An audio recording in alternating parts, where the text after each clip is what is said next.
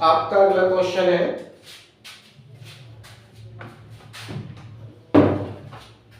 अगले क्वेश्चन में वो कहते हैं कि दो प्रोटॉनों के बीच की दूरी की गणना कीजिए यदि इनके बीच का प्रतिकर्षण बल। अब देखिए बहुत अच्छी बात बताई है इन्होंने, प्रतिकर्षण बल यहाँ पर लगेगा क्योंकि दोनों ही प्रोटॉन है और प्रोटॉनों पर धन आवेश होता है, तो दोनों ही प्रोटॉनों पर धन आवेश होगा और यहाँ पर सजातीय आवेश का युग्म बनेगा और सजातीय आवेश एक दूसरे को प्रतिकर्षित करते हैं यानी एक दूसरे से दूर हटते हैं।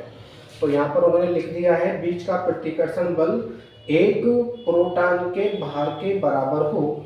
प्रोटॉन का द्रव्यमान दे रखा है इन्होंने Mp = 1.67 जो दे रखा है उसको लिखेंगे। क्वेश्चन Mp = दे रखा है इन्होंने 1.67 into 10 की पावर -27 kg। kg का मतलब है किलोग्राम और स्मॉल जी की वैल्यू दे रखी है इन्होंने 9.8। स्मॉल जी = 9.8 मीटर प्रति सेकेंड स्क्वायर। स्मॉल जी क्या है? गुरुत्वीय त्वरण। स्मॉल जी होता है गुरुत्वीय त्वरण। इसके वैल्यू दी है इन्होंने 9.8 न्यूटन प्रति किलोग्राम भी आप इसको लिख सकते हो या मीटर प्रति सेकंड स्क्वायर भी आप इसको लिख सकते हो। स्मॉल ई की वैल्यू तो आपको पता ही है कितनी होती है 1.6 × 10⁻⁻19 कूलम। तो आप इसको लिख लेंगे, लिखना चाहो लिख लो, नहीं तो आप इसको ऐसे ही प्रयोग कर सकते हो। स्मॉल ई = क्या होता है 1.6 × 10⁻⁻19 कूलम होता है। हम सबसे पहले क्या ज्ञात करेंगे? प्रोटॉन का भार ज्ञात करेंगे। प्रोटॉन का भार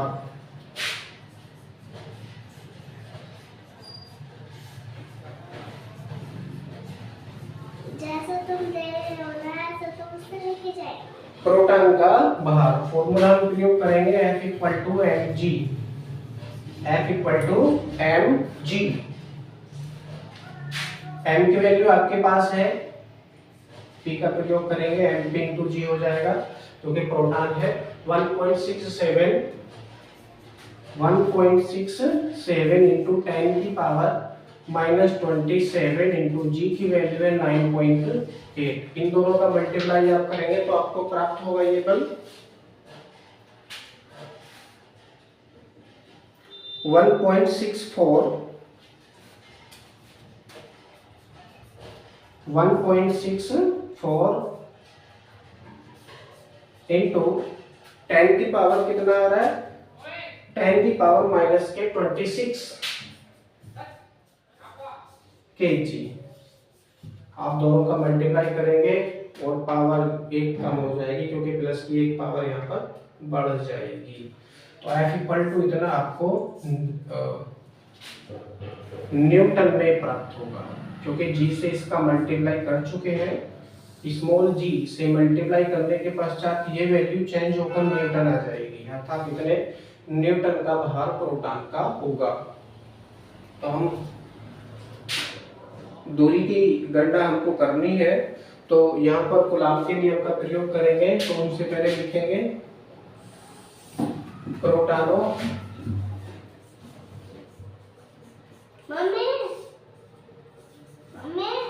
के बीच, प्रोटॉनों के बीच वैद्युत बल, वैद्युत बल फॉर्मूला लगाएंगे। इसको लिखेंगे कूलॉम के नियम से। कूलॉम के नियम से कूलॉम का नियम है F = 1/4 pi epsilon naught Q1 × Q2/r² लिखते हैं।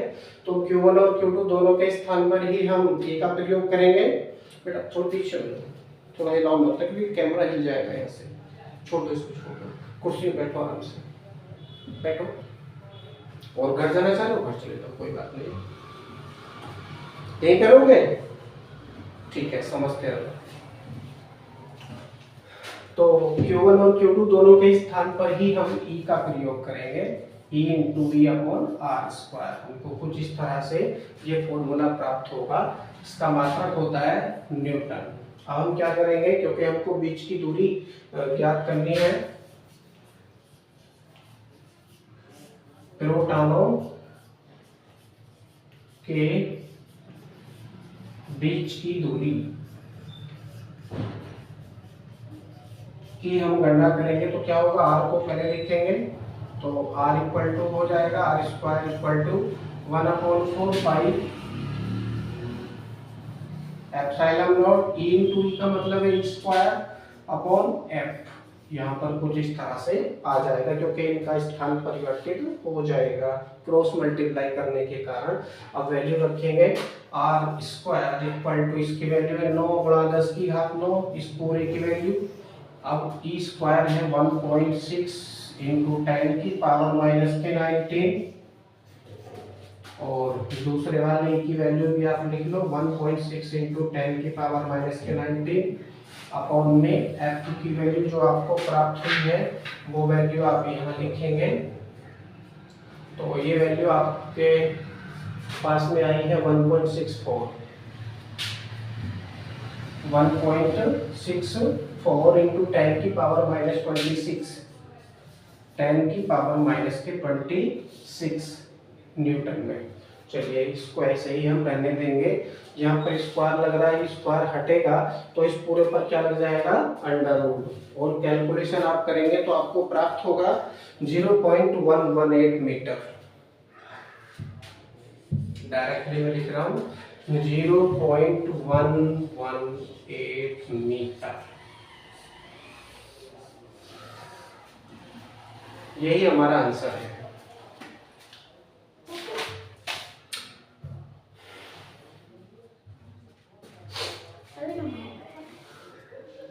अगला क्वेश्चन है, समान परिमाण के दो आवेश एक दूसरे पर 2 न्यूटन का बल आरोपित करते हैं। बातें नहीं करो बेटा, बैठे रहो।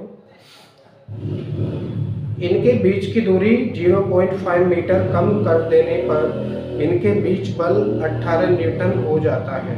तो इसमें 2 क्वेश्चन उन्होंने पूछे हैं।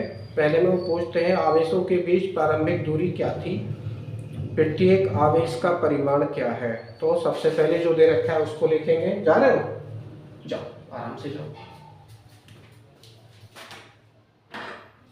इसको बंद कर देना, बाहर से कर दो आराम से, बस। नेक्स्ट क्वेश्चन,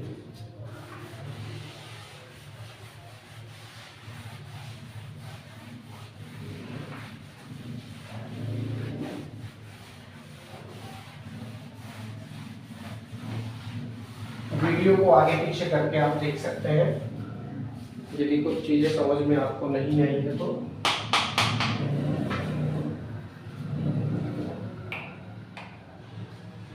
इसमें दे रखा है जी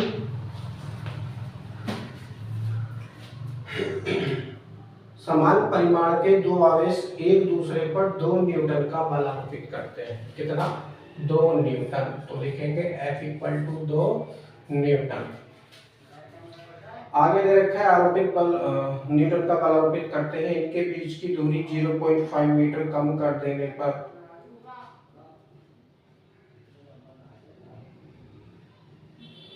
इनके बीच की दूरी, अच्छा 0.5 मीटर कम कर देने पर। तो चलिए कोई बात नहीं, इतना आ रहा है तो इतना ही करो, मान देंगे। माना समान परिमाण है, अर्थात जो आवेश है इनका बिल्कुल बराबर बराबर है, तो Q1 और Q2 दोनों के स्थान पर ही हम Q का प्रयोग करेंगे। तो लिखेंगे इस पे माना क्या है, 2 आवेश। माना आवेश Q है, माना 2 आवेश परस्पर एक दूसरे से r दूरी पर स्थित है, r दूरी पर स्थित है। तब कूलॉम के नियम से क्या लिखेंगे, F equal to 1/4 pi epsilon naught Q1 into Q2 upon R square. अब यहाँ पर उन्होंने पहली शर्त में बता दिया है कि समान परिमाण के दो आवेश हैं, समान परिमाण के दो आवेश हैं, तो Q1 और Q2 दोनों की वैल्यू बिल्कुल बराबर है, तो इनके स्थान पर हम Q इंटू क्यू का प्रयोग करेंगे, अर्थात Q इंटू क्यू की गुणा करने के पश्चात Q स्क्वायर हो जाएगा, Q square upon R square Newton में वैल्यू आप रखेंगे। तो F की वैल्यू हमने 2 दे रखी है, equal to 1/4 pi epsilon naught into Q square upon R square. ठीक है, अब क्योंकि न्यूटन का प्रयोग हम नहीं करेंगे। अब वो कहते हैं उनके बीच की दूरी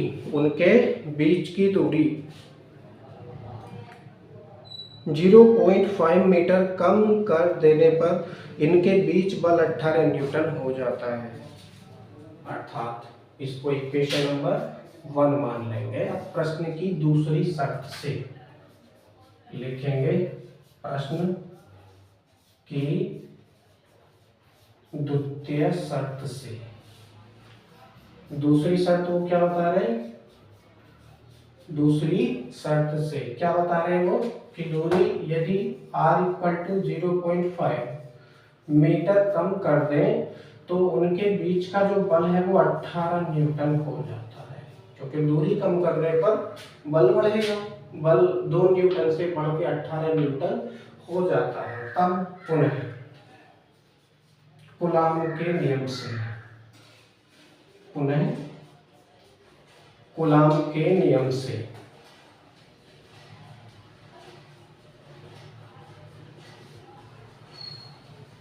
कूलॉम के नियम से, कूलॉम का नियम क्या है, F equal to 1/4 pi epsilon 0, या फिर एक काम करो सीधा सीधा वैल्यू रखो, क्योंकि ऊपर कूलॉम का नियम लिख चुके हैं एक बार। तो क्या हो जाएगा, F के स्थान पर 2 का प्रयोग नहीं होगा, 18 न्यूटन का प्रयोग होगा, अर्थात 18 equal to 1/4 pi epsilon naught into Q square के स्थान पे क्यू स्क्वायर रहेगा, अपॉन में आर स्क्वायर, आर का मान है यहाँ पर 0.5, तो 0.5 का प्रयोग करेंगे, क्योंकि दूरी अब 0.5 मीटर हो जाती है, अर्थात इतनी कम कर रहे हैं, सॉरी दूरी कम कर रहे हैं, तो अर्थात r माइनस करेंगे इसको, r माइनस 0.5, इतनी दूरी कम की है इन्होंने। तो पहली दूरी r है, तो r में से इन्होंने 0.5 मीटर को कम किया है, इसको इक्वेशन नंबर 2 मान लेंगे। किसी भी इक्वेशन को किसी भी इक्वेशन से आप डिवाइड करेंगे, मान कर चलिए इक्वेशन नंबर 1 को 2 से डिवाइड कर रहे हैं,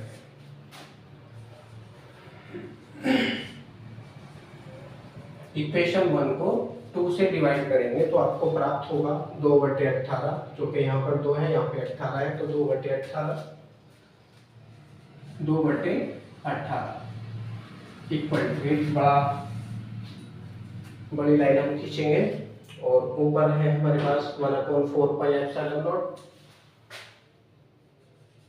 1/4 pi epsilon naught into Q square upon R square, Q square upon R square, पूरे के बटे यहाँ पर आ रहा है 1/4 pi epsilon naught, 1/4 pi epsilon naught, और यहाँ पर है Q square upon R minus 0.5 का होल स्क्वायर। कुछ इस तरह से ये वैल्यू हो जाएगी। अब क्या करेंगे, जो चीजें डिवाइड होंगी उनको डिवाइड करेंगे, तो 2 एकम 2, 2 9 18, ये 2 से 9 बार कटेगा, 1/4 पाई एप्सिलॉन 0 से 1/4 पाई एप्सिलॉन 0 कटेगा, और क्यू स्क्वायर से क्यू स्क्वायर कटेगा, जो बचा उसको लिखेंगे, यहाँ पर बचेगा 1/9, यहाँ तो कुछ बचा नहीं है, यहाँ बचा 1/r स्क्वायर, 1/r स्क्वायर पूरे के बटे, यहाँ पर बचेगा 1/r माइनस 0.5 का होल स्क्वायर। ये वैल्यू कुछ इस तरह से हो जाएगी।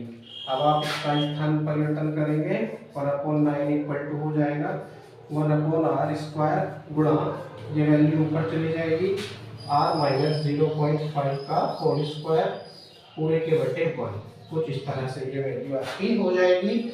आगे लिखेंगे या करके 1/9 इक्वल टू r माइनस 0.5 का 1 से मल्टीप्लाई करेंगे तो यही आ जाएगा r माइनस 0.5 का होल स्क्वायर और पूरे के बटे r स्क्वायर, पूरे के बटे r स्क्वायर। आप इसको क्या कर सकते हैं, दोनों पर ही स्क्वायर है, ऊपर भी स्क्वायर है नीचे भी स्क्वायर है, तो मैं इसको इस तरह से भी लिख सकता हूँ पूरे का स्क्वायर करने के पश्चात, क्योंकि पूरे पर ही ये स्क्वायर लगा हुआ है तो मैं क्यों ना इसको ऐसे भी लिख सकता हूँ, ब्रैकेट लगा के दोनों का स्क्वायर, राइट।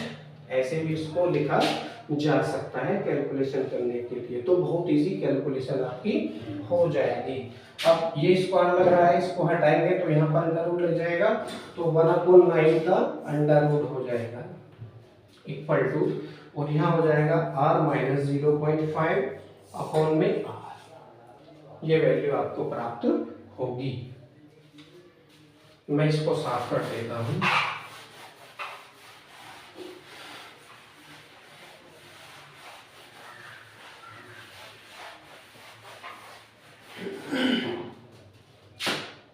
इनका अंडर रूट हम लेंगे तो प्राप्त होगा 1 का अंडर रूट 1 और 9 का 3, 3 से 9 होते हैं, इक्वल टू r माइनस 0.5 पूरे के बटे r।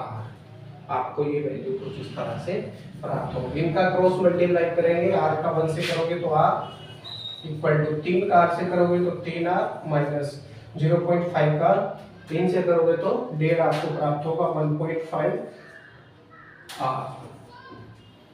अब हम क्या करेंगे, r का r से और इसका इससे 3 पंजे 15, तो यहाँ पर r आपको प्राप्त नहीं होगा। अब हम क्या करेंगे, इनका स्थान परिवर्तन करेंगे, पक्षांतर करेंगे। पक्षांतर करने के पश्चात जो 3r है इसको रखा है तो माइनस का हो जाएगा, या करके आप लिखो r माइनस के 3r इक्वल टू, और यहाँ बचेगा माइनस के 1.5, तो r में से 3r घटाएंगे तो माइनस का 2r बचेगा इक्वल टू, और यह रह जाएगा माइनस का 1.5, माइनस से माइनस कटेगा और बचेगा यहाँ पर r इक्वल टू 1.5/2, क्योंकि ये जो 2 है गुणा में है, घर जाके ये बटे में चला जाएगा। आप यहाँ पर डिवाइड करेंगे तो 0.75 आ जाएगा, r इक्वल टू 0.75। अब मीटर है, सारी वैल्यू m के परिधि में है तो ये मीटर रहेगा, अर्थात दोनों आवेशों के बीच की प्रारंभिक दूरी r इक्वल टू 0.75 मीटर थी।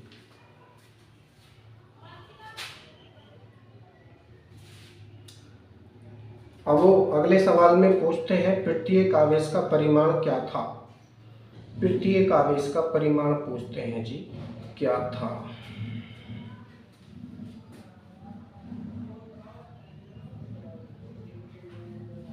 देख लीजिए, प्रत्येक आवेश का परिमाण वो पूछते हैं।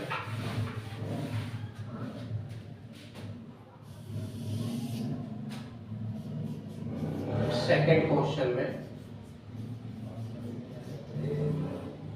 प्रत्येक आवेश का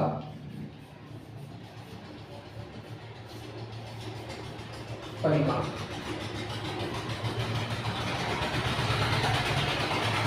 तो हमने 2 समीकरण यहाँ पर बनाई थी, समीकरण नंबर 1 और समीकरण नंबर 2।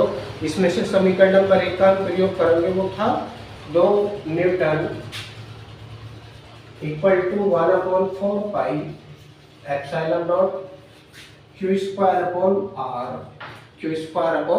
Are square. यही तो थी समीकरण नंबर 1। इस समीकरण में r की वैल्यू जो हमने 0.75 निकाली है वो यहाँ पर रखेंगे।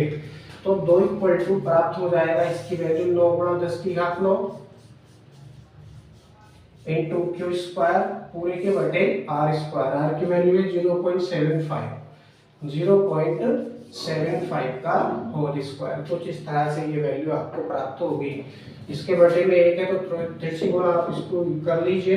तिरछी गुणा करोगे तो आपको प्राप्त होगा क्यू स्क्वायर। डायरेक्टली मैं लिख रहा हूँ इसको 2 गुणा 0.75 इंटू 0.75 पूरे के बटे 9 गुणा 10 की घात 9, क्योंकि ये नीचे आ जाएगा 9 गुणा 10 की घात 9। कुछ इस तरह से ये वैल्यू आपको प्राप्त होगी। अब इस पे स्क्वायर लग रहा है, इसके स्क्वायर को हटाओगे तो इस पूरे पर अंडर रूट लग जाएगा। 2 गुणा 0.75 2 गुणा 0.75 गुणा 0.75 पूरे के बटे हो जाएगा ये 9 गुणा 10 की घात 9। 9 गुणा 10 की घात 9 इस पूरे का अंडर रूट। कैलकुलेशन करोगे तो आपको प्राप्त होगा Q इक्वल टू 5.59 गुणा 10 की घात -6 कूलम गुणा 10 की घात -6 कूलम। अब हम एक बार, ये भी आंसर आ चुका है एमकेएस पद्धति में। इसको सीजीएस पद्धति में लिखने के लिए इस कूलम को माइक्रो कूलम में भी आप चेंज कर सकते हो। तो क्या करेंगे 10 की घात 6 से -6 10 की घात 6 से इसको गुणा कर देंगे तो माइनस की 6 पावर कट जाएगी, बचेगा 5.59 माइक्रो कूलम। एक बार फिर से हम क्वेश्चन पढ़ेंगे। इस पर समान परिमाण के दो आवेश एक दूसरे पर 2 न्यूटन का बल आरोपित करते हैं। अब यहाँ पर केवल बल की बात करी है इन्होंने, ना तो आकर्षण की बात करी है और ना प्रतिकर्षण की बात करी है। तो हमको चिन्ह सहित ये बताना है कि ये वैल्यू किसकी हो सकती है। तो हम नहीं कह सकते कि प्लस की हो सकती है, हम नहीं कह सकते कि माइनस की हो सकती है। इसलिए इस पर प्लस माइनस का चिन्ह आप लगाकर इसको दिखाएंगे। प्लस माइनस 5.59 गुणा 10 की घात -6 कूलम, या फिर आप लिख सकते हैं माइक्रो कूलम में इसको Q equal two plus minus 5.59 micro coulomb. अब ये माइक्रो कूलम में वैल्यू आपकी आ चुकी है। आज के लिए इतना ही, बाकी नेक्स्ट वीडियो में सिखाते हैं।